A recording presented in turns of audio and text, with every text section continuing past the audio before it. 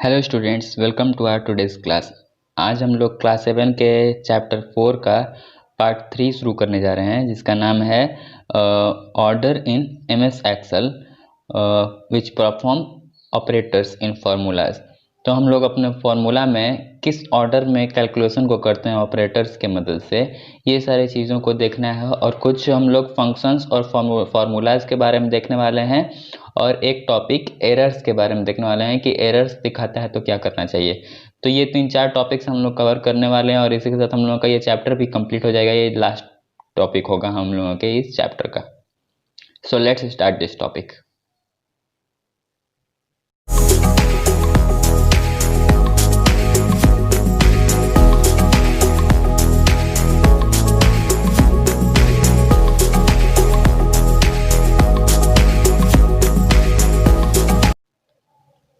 तो सबसे पहले हम लोग ये देखने वाले हैं कि कैलकुलेशन का क्या ऑर्डर होता है, किस ऑर्डर में हम लोग अपने कैलकुलेशन को करते हैं। कुछ ऑपरेटर्स के बारे में बताया जाएगा यहाँ पे कि कौन सा ऑपरेटर पहले यूज़ होता है, फिर कौन से ऑपरेटर्स को बाद में यूज़ किया जाता है। तो जैसा कि हम लोग जानते हैं कि कैलकुलेशन को परफॉर्म करने के लिए कुछ वैल्यूज़ को लिखना होता है। जैसे कि कोई नंबर है 4 को 5 से ऐड करना है, तो उसके ऑपरेटर्स की मदद से हम लोग कैलकुलेशन करते हैं। The order in which calculation is perform affects the return value of the formula, so it's important to understand how the order is determined. तो यहाँ पे ये बात बताया जा रहा है, ये सबसे इंपॉर्टेंट पॉइंट है, इसको आप सभी अंडरलाइन कर लीजिए कि जो भी कैलकुलेशन हम लोग करते हैं फार्मूला के अंदर में, जो भी हम लोग ऑपरेटर्स के मदद से कैलकुलेशन को या रिजल्ट्स को दिखाते हैं, तो उसमें हम लोग को ऑर्डर समझना बहुत ज़रूरी है कि किस ऑर्डर में हम लोगों को कैलकुलेशन करना है। तो उसके लिए कैलकुलेशन ऑर्डर्स को देखते हैं हम लोग कि कैलकुलेशन ऑर्डर के बारे में क्या बताया जा रहा है कि formula calculates values in specific order. जैसे कि मैंने बताया कि जो फार्मूला होता है वो स्पेसिफिक ऑर्डर में, एक ऑर्डर में कैलकुलेशन को करता है फार्मूला। तो किस तरीके से करता है, तो सबसे पहले हम लोग लिखते हैं फार्मूला के अंदर में इक्वल टू साइन। जैसा कि हम लोग जानते हैं कि हम लोग पिछले फार्मूला एग्जांपल्स में भी देख चुके हैं कि हम लोग अपने फार्मूलाज को लिखने के लिए सबसे पहले इक्वल टू साइन का सिंबल डालते हैं। फिर उसके बाद हम लोग क्या करते हैं कि इक्वल टू साइन लिखने के बाद एलिमेंट्स को लिखा जाता है जिसको कैलकुलेट करना है। जैसे 4 और 5 को कैलकुलेट करना है, तो उसके पहले हम लोग इक्वल टू का सिंबल डाल देंगे। फिर उसके बाद ये कैरेक्टर्स को डाल दिया जाएगा जिसको कैलकुलेट करना है। इसको हम लोग ऑपरेंड्स भी कह सकते हैं। यहाँ पे ये वर्ड लिखा हुआ है ब्रैकेट में, इसको ऑपरेंड्स भी कहा जा सकता है। 4 और 5 ऑपरेंड्स है, और इसको इन दोनों ऑपरेंड्स को सेपरेट किया जाता है क्या से, तो इन दोनों ऑपरेंड्स को सेपरेट किया जाता है ऑपरेटर्स से। यहाँ पे प्लस ऑपरेटर डाला है मैंने, तो 4 और 5 को ऐड करना है, इसलिए ये ऑपरेटर डाला गया है, और ये 4 और 5 ऑपरेंड कहलाएगा। और उससे पहले हम लोगों को इक्वल टू का सिंबल डालना होगा। तो ये हम लोगों का ऑर्डर है। सबसे पहले इक्वल टू साइन डालना है, फिर उसके बाद हम लोगों को ऑपरेंड डालना है, फिर ऑपरेटर्स लिखना है, फिर ऑपरेंड डालना है। तो इसी तरीके से ये कैलकुलेशन हो पाता है। और ये जो कैलकुलेशन होता है वो लेफ्ट से लेके राइट तरफ कैलकुलेशन होता है। पहले जो एक्सेल है वो इक्वल टू साइन के मदद से समझ पाता है कि उसके आगे जो नंबर लिखा जा रहा है, वैल्यूज़ लिखा जाने वाला है, उसी का कैलकुलेशन करना है, इक्वल टू के बाद वाले नंबर्स का। और ये इस लेफ्ट टू राइट वाले ऑर्डर में होता है। पहले इक्वल टू साइन को एक्सेल चेक करता है, फिर उसके बाद पहले 4 को चेक करेगा, फिर ऑपरेटर को चेक करेगा, फिर उसके बाद वाले वैल्यू को चेक करेगा। तो इसी तरीके से यही ऑर्डर होता है कैलकुलेशन करने का। तो आगे में वो जो ये इस टेबल में दिखा दिया जा रहा है कि किस ऑर्डर में कौन से ऑपरेटर का पहले इस्तेमाल करता है एक्सेल। तो यहाँ बताया जा रहा है कि सबसे पहले कॉलम्स का इस्तेमाल करता है ऑपरेटर, फिर स्पेस हो गया, कॉमा हो गया, इन सबको सबसे पहले चेक करता है एक्सेल। फिर उसके बाद माइनस साइन को देखता है, फिर परसेंटेज को, यहाँ पे एक्सपोनेंशियल जो सिंबल होता है, फिर मल्टीप्लाई सिंबल डिवीज़न को कैलकुलेट करता है, फिर उसके बाद एडिशन सब्ट्रैक्शन को कैलकुलेट करता है, फिर उसके बाद एंड को देखता है, फिर उसके बाद जो कंपैरिजन वाले ऑपरेटर्स हैं उसको देखता है। जैसे कि हम लोग टाइप्स ऑफ ऑपरेटर्स में देखे थे, इसको हम लोग कंपैरिजन ऑपरेटर कहा जाता है इसको। तो सबसे लास्ट में कंपैरिजन ऑपरेटर्स को चेक करता है। एक्सेल। तो यही ऑर्डर होता है कैलकुलेशन होने का एक्सेल के अंदर में, if you combine several operators in a single formula. और यहाँ पे ये बात भी बताया जा रहा है कि कोई सिंगल फार्मूला है और उसमें बहुत सारे ऑपरेटर्स यूज़ हुए हैं, जैसे प्लस भी यूज़ हुआ है, मल्टीप्लाई भी यूज़ हुआ है। तो यहाँ पे अगर दो हम लोग ऑपरेटर्स का इस्तेमाल कर चुके हैं, तो किस ऑपरेटर को पहले कैलकुलेट करेगा एक्सेल, तो यहाँ पे ये टेबल के थ्रू हम लोगों को पता चल पाता है कि पहले प्लस को कैलकुलेट करेगा, पहले मल्टीप्लाई को कैलकुलेट करेगा। तो ये टेबल से हम लोगों को समझ में आ जाएगा कि पहले एक्सेल मल्टीप्लाई को कैलकुलेट करेगा, फिर उसके बाद प्लस को कैलकुलेट करेगा। तो जैसे कि हम लोगों ने अपने फॉर्मूला में प्लस और मल्टीप्लाई दोनों डाल दिया है, तो एक्सेल पहले मल्टीप्लाई को कैलकुलेट करेगा, फिर उसके बाद प्लस को कैलकुलेट करेगा। यही तरीका होता है एक्सेल में कैलकुलेशन होने का। अब आगे देखते हैं कि क्या दिया हुआ है कि यूज ऑफ पैरेंथेसिस। पैरेंथेसिस का भी बहुत इंपॉर्टेंट रोल होता है फॉर्मूला का कैलकुलेट करने के लिए। मान लो कि हम लोगों ने एक फॉर्मूला लिखा है इक्वल टू ब्रैकेट के अंदर में 4 + 5 और मल्टीप्लाई बाई 2।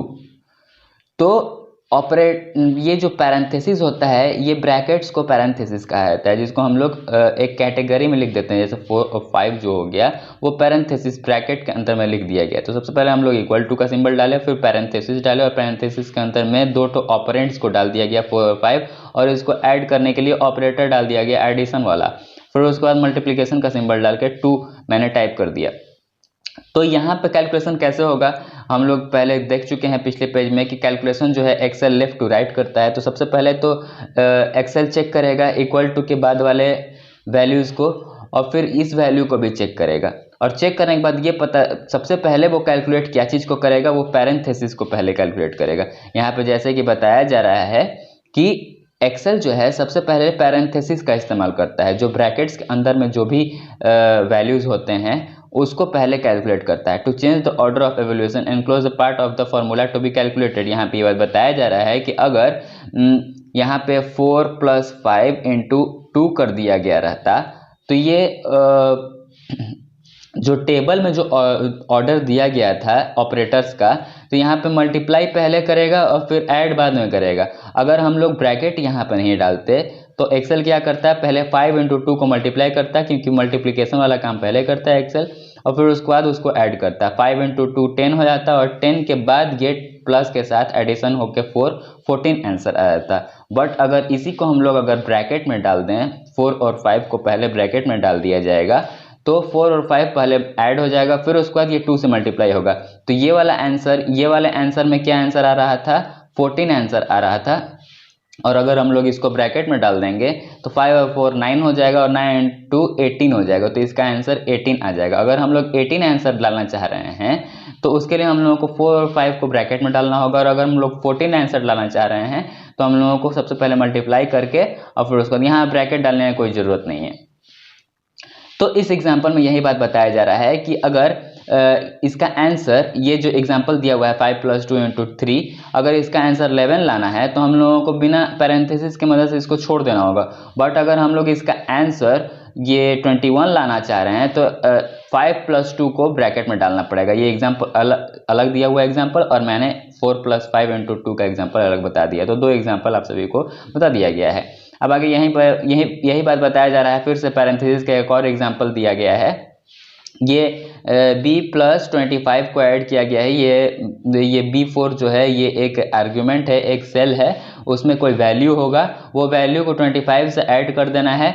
तो ये क्या काम करेगा एक्सेल, ये ब्रैकेट में है, पैरेंथेसिस में है, तो इसको पहले कैलकुलेट कर देगा। फिर उसके बाद डिवाइड का सिंबल है, स्लैश का सिंबल है, उसके बाद सम लिखा हुआ है। तो ये एक्सेल क्या काम करेगा कि ब्रैकेट के अंदर में इसको पहले कैलकुलेट कर देगा, और फिर उसके बाद ये वाले वैल्यू को चेक करेगा, D5 से लेके F5 के बीच में जो भी वैल्यूज हैं उनका सम निकाल के, और फिर उसके बाद क्या करेगा कि इसका जो वैल्यू आया था उससे इस वैल्यू को डिवाइड कर देगा, क्योंकि यहाँ पे स्लैश का सिंबल डाला हुआ है। तो इसी तरीके से एक्सेल जो है वो कैलकुलेशन करता है। आगे हम लोग देखते हैं ऑटो सम क्या होता है। तो अगर हम लोग बहुत सारे, जैसे to quickly total a series of values without having to enter any of them manually in the formula, you can enter a formula that use the sum function. यहाँ पे ये बात बताया जा रहा है कि अगर जो हम लोगों के पास कॉलम्स हैं, बहुत सारे कॉलम्स हैं, जैसे यहाँ पे एग्जांपल दिया हुआ है बहुत सारे कॉलम का, अगर इसका हम लोगों को एडिशन करना है या ये वाले कॉलम का एडिशन करना है तो क्या करना होता है कि अगर ये तीनों चारों वैल्यूज़ को ऐड करना है तो हम लोग सिंपल कैलकुलेशन में क्या करेंगे, ये चारों वैल्यूज़ को एक्सेल में लिख दिया जाएगा 52.98, 7.98, 16 और 18 और सब के बीच में ऑपरेटर डाल दिया जाएगा प्लस का, फिर उसके बाद हम लोग एंटर करेंगे तो उसका रिजल्ट आ जाएगा।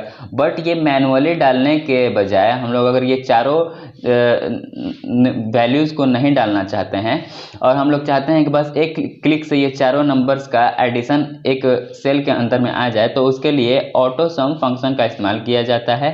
ये हम लोग पिछले पेजेस में भी देख चुके थे और आगे के पेजेस में भी देखे हैं कि ऑटो सम की मदद से हम लोग अपने कैलकुलेशन को एक क्लिक से कर सकते हैं। तो हम लोगों को फॉर्मूला कहाँ से लेना होगा, तो हम लोगों को फॉर्मूला सम फंक्शन से लेना होगा जिसको ऑटो सम कहा जाता है। तो हमारे सेल में जो अगर एक सेल में बहुत सारा वैल्यूज़ दिया हुआ है तो उसको एक क्लिक से किसी भी वैल्यूज़ को, बहुत सारे वैल्यूज़ को कैलकुलेट किया जा सकता है ऑटो सम फंक्शन से।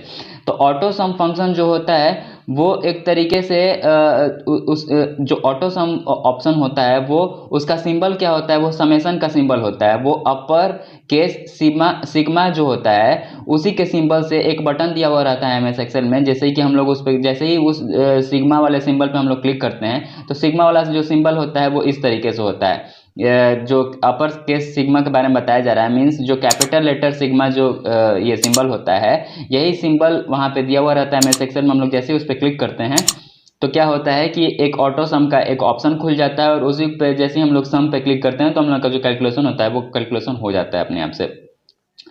तो इसको दो जगह पे खोजा जा सकता है रिबन में। यहाँ पे ये बात बताया जा रहा है कहाँ पे खोज सकते हैं हम लोग इस सिंबल को, कहाँ पे दिया हुआ रहेगा ऑटो सम का ऑप्शन।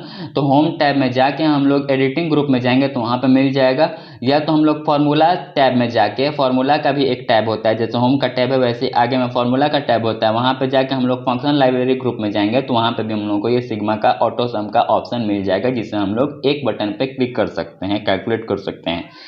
तो यहाँ पे ये बात बताया जा रहा है कि अगर कोई कैलकुलेशन करना है किसी भी रो में या सेल में, रो में या कॉलम में, तो यहाँ पे ये बात बताया जा रहा है कि when you select a cell to the right और below the range of numeric values. तो यहाँ बताया जा रहा है कि अगर ये चार, यहाँ पे एक कॉलम है जिसमें 4 सेल्स हैं, 1 2 3 4, और हम लोग चाहते हैं यहाँ पे 5 सेल्स हैं, अगर ये चारों सेल का जो रिजल्ट है वो 5वें वाले सेल में आए तो हम लोग जस्ट इस पे क्लिक करेंगे और ऑटो सम वाले बटन पे जैसे ही क्लिक करेंगे और सम पे क्लिक कर दिया जाएगा तो यहाँ पे रिजल्ट आ जाएगा। तो यहाँ पे ये बात बताया जा रहा है कि जहाँ पे वो वैल्यूज़ होता है उसी के जस्ट नीचे वाले सेल को सेलेक्ट करना होता है। और अगर रो का बात किया जाए तो बहुत सारे रोज हैं, यहाँ पे 1 2 3 4, तो यहाँ पे जो 3 रोज के 3 सेल्स हैं, इन तीनों का कैलकुलेशन करना है तो इसके बाद वाला जो खाली वाला जो सेल है उसमें क्लिक करके ऑटो सम ऑप्शन पे क्लिक करना होगा, तो हम लोगों का कैलकुलेशन जो है वो हो जाता है। यहाँ पे यही बात बताया जा रहा है। फिर उसके बाद ऑटो सम वाले बटन पर क्लिक करने के बाद एंटर प्रेस करना होता है। यहाँ पे एक एग्जांपल दे रहा है, to quickly total the numbers of January. यहाँ पे जो एग्जांपल दिया हुआ है ये बॉक्स के अंदर में, तो यहाँ पे ये बात बताया जा रहा है कि अगर हम लोग जनवरी का कैलकुलेशन करना चाहते हैं, ये वाला जो हम लोगों का जो कॉलम दिखाई दे रहा है ये जनवरी का है, जैसे 52.98 यहाँ पे बहुत सारा नंबर्स दिया हुआ है, इसको मैं एक बार इरेज कर ले रहा हूँ। तो यहाँ पे जो नंबर्स दिया हुआ है इस नंबर्स को क्या करना है कि अगर कैलकुलेट करना है हम लोगों का जनवरी का 52.98, 7.98, 16 और 18.98 और उसका जो रिजल्ट है वो यहाँ पे दिखलाना है, तो हम लोगों को जस्ट क्या करना होगा, इसके नीचे वाले सेल पे क्लिक करना होगा, ये वाले सेल पे, और जैसे ही हम लोग ऑटो सम वाले ऑप्शन पे क्लिक करते हैं तो यहाँ पे 95.94 जो है वो आंसर अपने आप आ जाता है। तो यही बात यहाँ पे बताया जा रहा है। और उसके बाद हम लोगों को लास्ट में एंटर प्रेस करना होता है, उसके बाद हम लोगों का रिजल्ट आ जाता है। और इसका जो रिजल्ट होता है वो इस सेल में रिजल्ट आ जाएगा और इसमें जो फॉर्मूला इंसर्ट हुआ है वो फॉर्मूला जो है ये फॉर्मूला बार में दिखाई दे देगा। जैसे ये वाला जो फॉर्मूला यहाँ पे दिखाई दे रहा है वो उस रिजल्ट का फॉर्मूला दिखा रहा है, जो फॉर्मूला से यहाँ पे रिजल्ट दिखाया गया है वो फॉर्मूला बार में फॉर्मूला दिखा देता है। तो यहाँ पे यही बात बताया जा रहा है। अब आगे हम लोग देखते हैं सिंपल फंक्शन या सिंपल फार्मूलाज को कैसे किया जा सकता है। अगर हम लोग सिंपल फार्मूला करते हैं तो हम लोगों को क्या करना होता है कि you can enter values and math operators to calculate. हम लोग क्या करते हैं कि हम लोग वैल्यूज को डालते हैं, जैसे 4 और 5 को हम लोगों को कैलकुलेट करना था तो जो वैल्यू है उसको डाल दिया गया था और ऑपरेटर्स को डाल दिया गया था, उसके पहले में इक्वल टू का सिंबल डाल दिया गया था, हम लोगों का कैलकुलेशन हो गया था। ये हम लोग का सिंपल कैलकुलेशन हुआ करता था। तो इसी के बारे में यहाँ बताया जा रहा है कि हम लोग को क्या करना पड़ता है सिंपल कैलकुलेट करने के लिए। फिर से वो स्टेप बताया जा रहा है। या अगर हम लोग ये वैल्यूज़ को कीबोर्ड से टाइप करके नहीं डालना चाहते हैं तो हम लोग उस सेल को सेलेक्ट कर सकते हैं जिस सेल में ये 4 और 5 वैल्यू लिखा हुआ है। अगर कोई सेल है एक्सेल के अंदर में तो हम लोगों को क्या करना है कि अगर इस सेल का और इस सेल का कैलकुलेशन करना है तो हम लोग क्या करेंगे कि इस सेल में और इस सेल में जो लिखा हुआ है, मान लो कि इस सेल में 4 लिखा हुआ है और इस सेल में 5 लिखा हुआ है, तो हम लोग अपने फॉर्मूला में इक्वल टू साइन डाल के 4 + 5 कर देंगे। बट अगर हम लोग चाहते हैं कि भविष्य में इस सेल में जो है ये वैल्यू चेंज हो सकता है तो हम लोग क्या करेंगे कि इस सेल का जो सेल रेफरेंस है और इस सेल का जो सेल रेफरेंस है, मान लो कि इस सेल का सेल रेफरेंस A1 है और इस सेल का सेल रेफरेंस C3 है, तो A1 क्या करेंगे हम लोग फॉर्मूला में A1 और कॉमा C3 लिख देंगे ब्रैकेट के अंदर में और फिर उसके बाद उससे पहले इक्वल टू का सिंबल डाल दिया जाएगा और फिर उसके बाद हम लोग जैसे ही कैलकुलेट करेंगे तो A1 और C3 के अंदर में जो भी वैल्यू होगा वो कैलकुलेट हो जाएगा। मान लो कि अभी A1 में 4 है और C3 में 5 है, बट भविष्य में हम लोग उसको चेंज करके A1 में 5 डाल दें और C3 में 6 डाल दें तो कैलकुलेट क्या है वो अपने आप अपडेट हो जाएगा उसका रिजल्ट, अगर चेंज भी कर दिया जाएगा फिर भी। तो यहाँ पे यही स्टेप लिखा हुआ है कि कैसे कोई फॉर्मूला को हम लोग इंसर्ट करते हैं, कैसे हम लोग अपने फॉर्मूला को लिखते हैं वर्कशीट में के अंदर में। तो पहले हम लोगों को वर्कशीट में जाना होगा और एक सेल को क्लिक करना होगा जिस सेल में हम लोग फॉर्मूला को इंसर्ट करना चाहते हैं, एंटर करना चाहते हैं। फिर उसके बाद हम लोग को टाइप करना होगा इक्वल टू का साइन, यहाँ पे इक्वल टू का जो सिंबल है उसको टाइप करना होगा कीबोर्ड से। फिर उसके बाद हम लोग क्या करेंगे, न्यूमेरिक वैल्यू को एंटर करते हैं। किसी फॉर्मूला को लिखने का तरीका फिर से बताया जा रहा है क्लियरली कि किसी फॉर्मूला को कैसे लिख सकते हैं हम लोग। तो उस वर्कशीट को क्लिक करना होगा, वर्कशीट में जाना होगा, फिर उसके बाद हम लोग उस सेल को सेलेक्ट करेंगे जहाँ पे उस फॉर्मूला को लिखना है और सेल को सेलेक्ट करने के बाद हम लोगों को क्या करना होगा कि सबसे पहले इक्वल टू का सिंबल टाइप कर लेना होगा। फिर उसके बाद उस न्यूमेरिक वैल्यू को हम लोग टाइप करेंगे, या तो हम लोग उसको वैल्यू को टाइप करके अपने एक्सेल में डाल सकते हैं। एग्जांपल में अगर 10 डालना है तो 10 डाल दिया जाएगा, और अगर नहीं ऐसा करना है तो हम लोग क्या करेंगे कि जिस सेल का कैलकुलेशन करना चाहते हैं हम लोग उस सेल को सेलेक्ट कर लेंगे जिसमें वो वैल्यू लिखा हुआ है। मीन्स अगर एग्जांपल में A1 वैल्यू लिखा हुआ है तो हम लोग एग्जांपल के रूप में इक्वल टू के बाद A1 लिख देंगे। फिर उसके बाद हम लोग उस ऑपरेटर का इस्तेमाल करेंगे। मान लो कि अगर कोई ऑपरेटर जो है यहाँ पे ऑपरेटर्स का इस्तेमाल किया जाता है, प्लस साइन ऐड करने के लिए होता है, प्लस साइन जो होता है वो ऐड करने के लिए होता है, तो वहाँ पे प्लस का सिंबल टाइप कर दिया जाएगा। अगर सब्ट्रैक्ट करना है तो उसके लिए माइनस साइन का इस्तेमाल होता है, तो वहाँ पे हम लोगों को माइनस टाइप कर लेना होता है। या मल्टीप्लाई करना है तो हम लोगों के पास सिंबल होता है, एस्टेरिस्क का सिंबल होता है, वो सिंबल इस तरीके का होता है, उसको हम लोग को सेलेक्ट करना होता है, टाइप कर लेना होता है कीबोर्ड से। ऑपरेटर्स वहाँ पे चला जाता है, अपने आप कीबोर्ड से टाइप किया जाता है। तो या तो डिवाइड करना है तो स्लैश का इस्तेमाल किया जाता है, तो वहाँ पे हम लोगों को टाइप करना होगा स्लैश। फिर उसके बाद हम लोग क्या करेंगे, यहाँ पे मान लो कि हम लोगों ने यहाँ पे मल्टीप्लाई का सिंबल डाला, फिर उसके बाद जो नेक्स्ट वैल्यू है वहाँ पे जो होता है वो नेक्स्ट वाला आगे वाला जो वैल्यू है वो टाइप कर लेना होता है। तो नेक्स्ट वाला जो वैल्यू है या तो हम लोग उसको टाइप करके डाल सकते हैं या तो सेल को सेलेक्ट करके डाल सकते हैं। मीन्स अगर B1 सेल को सेलेक्ट करना है, यहाँ पे जैसे शुरू में A1 सेल को सेलेक्ट कर लिया गया, फिर उसके बाद मल्टीप्लाई का सिंबल डाल दिया गया, फिर उसके बाद क्या किया गया कि B1 सेल को सेलेक्ट किया गया और इसको ब्रैकेट में हम लोग डाल देंगे और जैसे ही एंटर का बटन हम लोग प्रेस करेंगे तो हम लोग कैलकुलेट हो जाएगा। यहाँ पे भी उसी तरीके से होगा। ये वाला अगर वैल्यूज़ को डाल के कैलकुलेट करना चाहते हैं तो वैल्यूज़ को इस तरीके से डाला जा सकता है, और अगर सेल रेफरेंस को सेल्स को सेलेक्ट करके सेल का नाम सेलेक्ट करके अगर कैलकुलेट करना चाहते हैं तो ये इस तरीके से कैलकुलेट होगा। फिर उसके बाद हम लोगों को लास्ट में क्या करना होता है कि ये 6th पॉइंट में ये बात बताया जा रहा है कि अगर इस तरीके से 2-3 हम लोग सेल रेफरेंस सेलेक्ट करना चाहते हैं, 2-3 ऑपरेटर्स की मदद से कैलकुलेशन करना चाहते हैं, जैसे कि यहाँ पे इक्वल टू साइन हो गया, ये वाला चीज़ लिख दिया गया A1 और B2 B1 और फिर उसके बाद एक और सेल को हम लोग कैलकुलेट करना चाहते हैं, जैसे A2 हो गया और B2 हो गया। तो ये सारा जो है अलग अलग जो है कैलकुलेशन करने के लिए बार बार इस तरीके से रिपीट करना होगा स्टेप। फिर उसके बाद हम लोग लास्ट में क्या करेंगे, एंटर को प्रेस कर दिया जाएगा, और एंटर को प्रेस जैसे ही हम लोग करेंगे तो हम लोग का जो रिजल्ट है वो उस सेलेक्टेड सेल के अंदर में दिखा देगा, और उसका जो फॉर्मूला आएगा वो फॉर्मूला बार के अंदर में दिखाया जाएगा उस सेल को सेलेक्ट करने के बाद। अब आगे बताया जा रहा है कि अगर हम लोग सम फंक्शन के मदद से कैलकुलेशन करना चाहते हैं, सम फंक्शन की मदद से, तो वो कैसे हो पाएगा।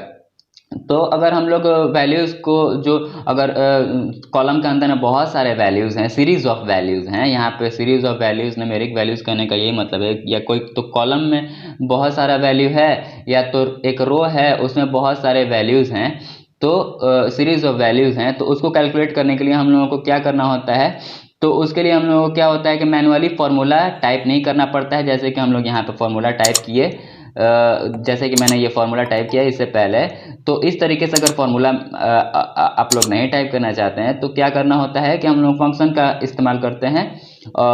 यहाँ पे यही बात लिखा हुआ है कि प्री डिफाइंड फार्मूला जो होता है जिसको हम लोग सम फंक्शन कहते हैं, उसके मदद से हम लोग अपने कैलकुलेशन को कर पाते हैं। तो उसके लिए हम लोग क्या करना होगा, यहाँ पे स्टेप लिखा हुआ है, तो हम लोग वर्कशीट में जाएंगे और उस सेल पे को सेलेक्ट कर लिया जाएगा जिस सेल पे कैलकुलेशन करना है, और यहाँ पे जो right of the numeric value जो बोला जा रहा है, मीन्स जैसे ये जो रो है इसका कैलकुलेशन करना है, तो ये सेल 1 हो गया, ये सेल 2 हो गई, ये सेल 3 हो गई, ये सेल 4 हो गया, और सेल 5 में हम लोग अगर कैलकुलेट करना चाहते हैं तो सेल 5 को सेलेक्ट कर लेंगे। मीन्स जहाँ पे रिजल्ट लाना है, जो भी यहाँ पे अगर 4 सेल्स का कैलकुलेशन करना है तो जस्ट उसके राइट वाले सेल को सेलेक्ट कर लिया जाएगा।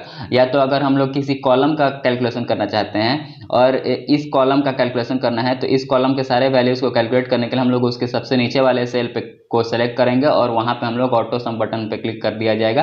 तो कैसे वो तरीका होता है, तो सबसे पहले तो हम लोगों को वो सेल सेलेक्ट कर लेना है, फिर उसके बाद हम लोग होम टैब में जाके एडिटिंग ग्रुप में जाते हैं। होम टैब में एडिटिंग ग्रुप जो होता है सबसे राइट साइड में होता है, वहां पे ऑटो सम का एक बटन होता है, हम लोगों को उस पर क्लिक करना होता है, और जैसे ही हम लोग एंटर प्रेस करते हैं तो क्या होता है कि सम फंक्शन के मदद से वो जो रिजल्ट होता है उस सिलेक्टेड सेल के अंदर में दिखा देता है, और उसका जो फॉर्मूला होता है वो फॉर्मूला बार के अंदर में दिखाई देने लगता है। तो यही तरीका होता है फंक्शन के मदद से कैलकुलेट करने का।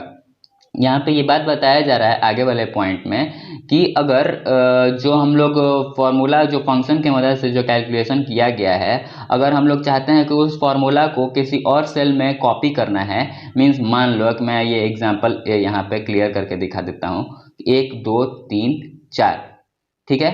तो ये 1 2 3 जो में जो वैल्यू था, मान लो इसमें 1 वैल्यू था, 11 वैल्यू था, इसमें 15 था और इसमें 20 था, इसका जो एडिशन है वो हम लोग इस सेल में ला चुके हैं ऑटो सम के मदद से। मीन्स इसको सेलेक्ट करके फिर होम में जाके एडिट ग्रुप में जाके और ऑटो सम पे जैसे ही क्लिक किया गया तो इसका जो एडिशन था वो यहाँ पे दिखा दिया।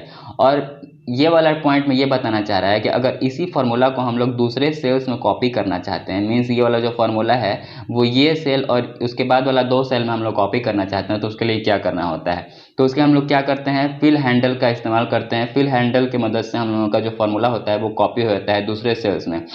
When you fill a formula into adjacent cells, यहाँ पे ये जो है, ये जो दोनों सेल है, ये वाला सेल के लिए एडजेसेंट सेल कहलाएगा। अगर ये वाला सेल का फॉर्मूला हम लोग ये दोनों सेल में डालना चाहते हैं तो उसके लिए क्या करना होता है, आइदर इन ए रो और इन ए कॉलम। यहाँ पे हम लोग कॉलम में काम कर रहे हैं, रो में भी इसी तरीके से किया जा सकता है। Formula automatically as to calculate the values in the corresponding row और कॉलम। तो ये कह रहा है कि जो फॉर्मूला होता है वो अपने आप एडजस्ट हो जाता है या तो कॉलम में या तो रो में। मीन्स हम लोग जैसे ही ये फॉर्मूला को यहाँ पे कॉपी करेंगे, यहाँ पे कॉपी करेंगे या यहाँ पे कॉपी करेंगे, तो जो फॉर्मूला इसमें डाला गया है वही फॉर्मूला यहाँ पे इस्तेमाल होगा। तो उसको हम लोग क्या करना होता है, तो वर्कशीट में हम लोग को सेलेक्ट कर लेंगे और फिर उसके बाद उस सेल को सेलेक्ट कर लेंगे। जैसे ये वाला सेल को सेलेक्ट कर लिया जाएगा, फिर उसके बाद जिसमें वो फॉर्मूला लिखा हुआ है, जैसे कि अभी हम लोग जानते हैं कि हम लोग का फॉर्मूला यहाँ पे लिखा हुआ है, तो इस सेल को हम लोग सेलेक्ट कर लेंगे और फिर उसके बाद हम लोग जो जहाँ पे हम लोग सेल को एडजेसेंट सेल्स में उस फार्मूला को फिल करना चाहते हैं, वहाँ तक हम लोग क्या करेंगे कि अपने वहाँ पे ये जो यहाँ पे जो सेल होता है वहाँ पे कॉर्नर में एक हैंडल आता है प्लस सिंबल का, वहाँ पे हम लोग जैसे ही क्लिक करके और माउस को ड्रैग करके यहाँ तक ले आएंगे तो ये दोनों में इसका जो फॉर्मूला है ये कॉपी हो जाएगा। तो यहाँ पे यही बात बताया जा रहा है कि ड्रैग द फिल हैंडल, जो यहाँ पे फिल हैंडल होता है सेल के सबसे नीचे वाले में, उस पर हम लोग क्लिक करके जैसे ही ड्रैग करते हैं तो हम लोग का फॉर्मूला जो होता है वो कॉपी हो जाता है। The fill handle is displayed by default but it is not available. यहाँ पे जो फिल हैंडल जो है ये नहीं अगर डिस्प्ले हो रहा है, अगर अवेलेबल नहीं है तो उसके लिए हम लोग को क्या करना होता है, you must first specify option in Excel to enable the fill handle. तो ये फिल हैंडल का ऑप्शन जो होता है वो ओपन करना होता है, इनेबल करना होता है, तब जाके वो फिल हैंडल ऑप्शन आ जाता है। To specify how you want to fill the selection click auto fill options. यहाँ पे ये बात बताया जा रहा है कि auto fill option, auto fill के लिए बहुत सारे ऑप्शंस होते हैं, तो उसको हम लोगों को क्या करना होता है, उस ऑप्शन में जाके हम लोग अपने अलग अलग ऑटो फिल वाले ऑप्शन को सेलेक्ट कर सकते हैं। तो उसके लिए हम लोगों का कौन कौन सा ऑटो फिल का ऑप्शन होता है, तो हम लोग क्या करते हैं कि फाइल में पे क्लिक करके और एक्सेल ऑप्शंस पे क्लिक करना होता है। फिर उसके बाद हम लोग क्या करेंगे कि फॉर्मूला कैटेगरी पे क्लिक करेंगे, कैलकुलेशन ऑप्शन के अंदर में वहाँ पे वर्कशीट वर्कबुक कैलकुलेशन का एक ऑप्शन होता है, उस पर जैसे ही क्लिक किया जाएगा तो वहाँ पे 4 तरीके का ऑप्शन पूछा गया है। तो ऑटोमेटिक ऑप्शन होगा, automatic except for data table होगा, मैनुअल होगा और रिकैलकुलेट वर्कशीट बिफोर सेविंग। यहाँ पे 4 तरीके का ऑप्शन दिया जाएगा। उस ऑप्शन पर हम लोगों को सेलेक्ट करना होगा कि किस तरीके से हम लोगों को ऑटो फिल का जो हैंडल है उसको इस्तेमाल करना है। जो ऑटो फिल वाला जो हम लोग ड्रैग करके फिल करना चाहते हैं दूसरे सेल्स में फॉर्मूला को, उसके लिए ऑप्शन यहाँ पे दिया हुआ है, फॉर्मूलाज ऑटोमेटिकली रिकैलकुलेट। तो ये वाला ऑप्शन पे जैसे हम लोग क्लिक करेंगे तो हम लोग का जो फॉर्मूला होता है वो अपने आप कैलकुलेट हो जाएगा, रिकैलकुलेट हो जाएगा। और फॉर्मूला और automatically recalculate unless the formula is in A data table. तो यहाँ पे ये बात बताया जा रहा है कि जब तक ये डेटा यहाँ पे फिल नहीं किया जाएगा तो ये कैलकुलेट नहीं हो पाएगा ऑटोमेटिकली। और मैनुअल में क्या होगा कि ये जो है जो फॉर्मूला है वो अपने आप ऑटोमेटिक जो है वो कैलकुलेट नहीं हो पाएगा और automatically recalculate workbook before saving। तो option is available only if workbook calculation is set to manual. और यहाँ पे ये वाला ऑप्शन पे क्लिक करने के बाद क्या होगा कि जब तक मैनुअल पे क्लिक कर नहीं कर दिया जाएगा, इस मैनुअल पे नहीं क्लिक कर दिया जाएगा, तब तक जो है वो फॉर्मूला कैलकुलेट नहीं हो पाएगा। तो यहाँ पे यही बात बताया जा रहा है कि हम लोग अगर ऑटो फिल की मदद से एक फार्मूला को, एक सेल के फार्मूला को दूसरे सेल में हम लोग इंसर्ट करना चाहते हैं तो उसके लिए हम लोगों को क्या करना होगा। यहाँ पे कुछ टिप्स दिया हुआ है, इसको आप लोग रीड कर लीजिएगा। तो ये शॉर्टकट कीज के बारे में कुछ दिया हुआ है, ये मुझे बताने की कोई जरूरत नहीं, आप लोग एक बार में रीड करिएगा, समझ में आ जाएगा, ये बहुत इंपॉर्टेंट पार्ट नहीं है। अब आए के टॉपिक्स को हम लोग देखते हैं। ये जो सबसे आखिरी टॉपिक है हम लोगों का आज का, एरर फंक्शन। तो एरर फंक्शन के इस्तेमाल से हम लोग क्या करते हैं कि अगर हम लोगों के किसी सेल में हम लोगों का जो फॉर्मूला जो लिखा गया है वो फॉर्मूला में अगर कोई मिस्टेक हो गया है तो कैसे हम लोग पता करें कि उस सेल के अंदर में जो फॉर्मूला लिखा गया है उसमें कोई मिस्टेक है। तो उसके लिए हम लोगों को एरर फंक्शन का इस्तेमाल करना होता है। उस एरर फंक्शन को उस सेल में हम लोग जैसे ही टाइप कर लेंगे तो क्या होगा कि हम लोगों को पता चल जाएगा कि हमारे जो एक्सेल के अंदर में, सेल के अंदर में जो फॉर्मूला लिखा गया है उसमें कोई गलती है कि नहीं। तो वो एरर फंक्शन से पता चल पाता है, एरर फंक्शन से हम लोग एवेलुएट कर पाते हैं एरर्स को।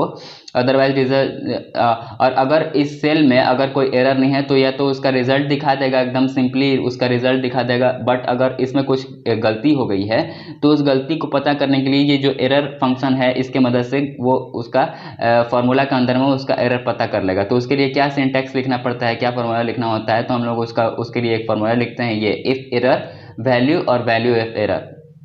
तो उसको इस तरीके से लिखा जाता है, यहाँ पे एग्जांपल दिया गया है, if error a1 divide by a2 slash देके a2 स्लैश b2 लिखा हुआ है। तो यहाँ पे यही बात बताया जा रहा है कि ये इसी तरीके से एरर को हम लोग जैसे ही लिखते हैं तो हम लोग का जो एरर होता है वो पता चल पाता है।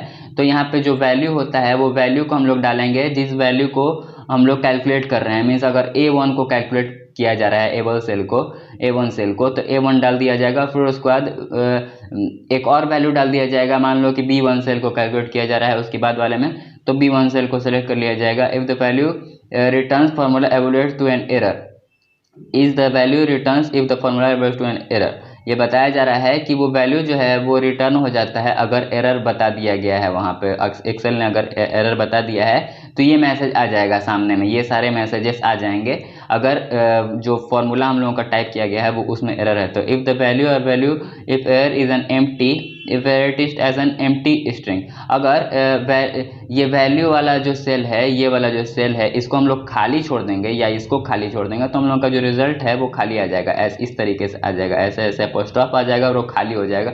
इसका मतलब हम लोग का जो ये जो सेल हम लोग फॉर्मूला में डाले हुए थे वो खाली है, इसलिए उसका आंसर खाली आएगा। If value is an array formula, if error returns an array of the result for each cell in the range specific in value, see the below example। तो अब हम लोगों को नीचे वाला एग्जांपल देखना है कि किस तरीके से हम लोगों का जो है वो एरर फाइंड होता है।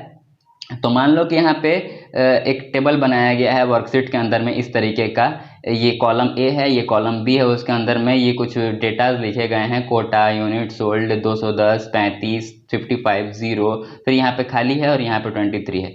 तो यहाँ पे अगर इफ एरर करके A2 और B2 लिख दिया जाएगा तो क्या होगा कि ये पहले इसको चेक करेगा, A2 डिवाइड बाई B2 जो लिखा हुआ है, तो A2 में क्या था 210, B2 में क्या था 35, तो ये क्या करेगा एक्सेल इसको डिवाइड करेगा 210 को 35 से, तो एक पता चलेगा कि इसका जो रिजल्ट है वो 6 है और इसमें कोई एरर नहीं है, तो एक्सेल इसका रिजल्ट जो है वो 6 दिखला देगा। A3 डिवाइड बाई B3 अगर किया जाएगा, 55 डिवाइड बाई 0 किया जाएगा, तो finds A division by 0 error, तो यहाँ पे भी कोई एरर नहीं दिखाया जा रहा है और जो वैल्यू है वो सामने दिखा देगा 55। A4 और B4 जो लिखा गया है यहाँ पे 0 है और यहाँ पे 23 है, तो यहाँ पे जो है ये जो खाली सेल है, यहाँ पे जो खाली सेल हम लोग डाले हुए हैं यहाँ पे कुछ नहीं लिखा हुआ है, तो क्या होगा कि एक्सेल को समझ में आएगा कि जो A4 सेल है वो खाली है, मीन्स इस तरीके का है, जैसे कि मैंने पहले बताया था इस तरीके का है, तो उसको खाली वाले सेल को 23 से डिवाइड किया जाएगा। तो यहाँ पे पता चलेगा कि यहाँ पे कोई एरर नहीं है। अगर इस वैल्यू को, गलत वैल्यू को यहाँ पे डाल दिया जाता तब एरर बताया जा सकता था, बट यहाँ पे तो कोई वैल्यू ही नहीं डाला हुआ है, तो यहाँ पे भी कोई एरर नहीं है। तो इसी के साथ हम लोगों का ये टॉपिक कंप्लीट हो गया है, ये हम लोग का आखिरी टॉपिक था और इसी के साथ हम लोग का चैप्टर भी कंप्लीट हो गया है। तो उम्मीद करता हूँ कि आप सभी को ये चैप्टर समझ में आ गया होगा। That's all for today, have a good day, thank you. और आप लोग इस चैप्टर के एक्सरसाइज को इस चैप्टर के डिस्क्रिप्शन से डाउनलोड कर सकते हैं। Okay, have a good day.